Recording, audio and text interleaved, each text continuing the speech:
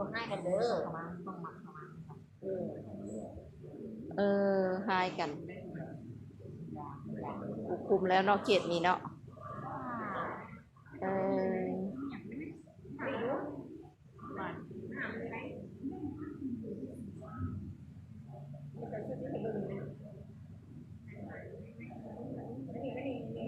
เออบ่ให้เข้ามา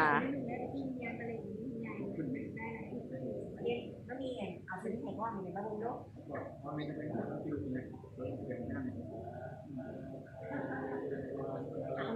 ไปเล่นแล้วไม่ได้ไหม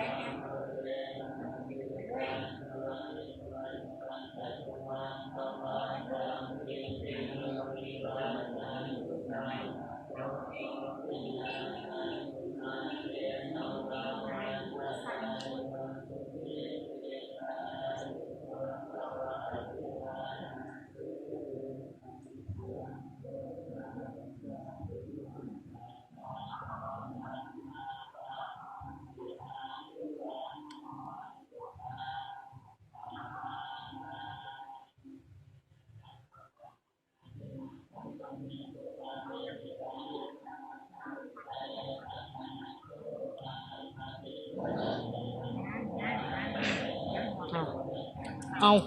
อย่าได้อยากหายกันได้